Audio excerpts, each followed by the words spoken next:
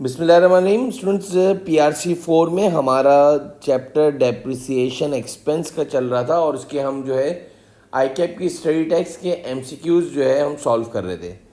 एक बहुत ही इम्पॉर्टेंट सवाल जिसका जो है दूसरा नाम addition and disposal of non current assets भी होता है, उससे रिलेटेड एक सवाल जो है एमसीक्यू नंबर 38 जो है, ज़रा इसको देखते हैं। An entity which makes up its account annually on 31st December provide for depreciation of its machinery at the rate of 10% per annum using the straight line method. On December 31st, 2016, the machinery consists of 3 items purchased as under. अब आपने जो है 3 different जो है machines purchase करी हैं different years में, different months के अंदर, and you have to find out the depreciation expense for the year ended December 31st 2016.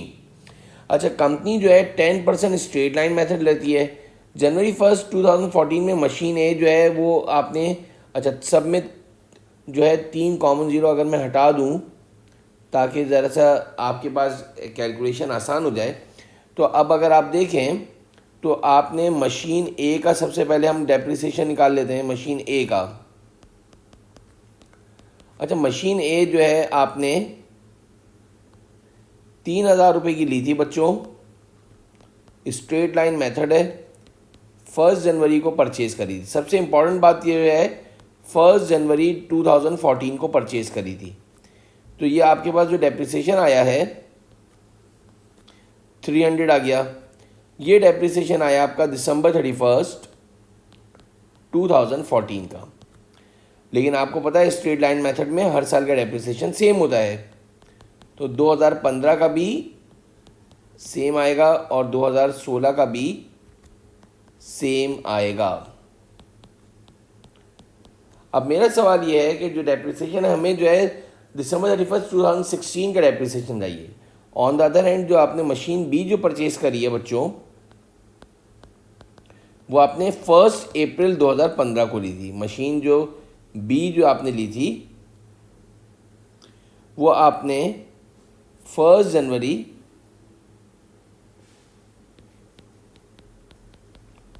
1 अप्रैल 2015 को परचेज करी थी बच्चों। तो वो आपने ली थी 2,000 रुपये की, उसका आपने 10% अप्लाई करा और 1 अप्रैल से पहले साल का जो डेप्रिसिएशन है वो 9 मंथ्स का आएगा बच्चों। फिर ये आपका डेप्रिसिएशन एक्सपेंस हो गया दिसंबर 31st 2015 का, और वो 1 अप्रैल से जो है 2,000 आया होगा, तो ये 1,500 रुपये आ गया 900 का। इसके बाद 10% आपने अप्लाई करा तो ये 200 रुपये डेप्रिसिएशन आ गया। ऊपर का डेप्रिसिएशन 150 आया था, तो ये दिसंबर 31st 2016 का आ गया बच्चों। इसके बाद अगर हम देखें तो हमने मशीन सी ख़रीदी है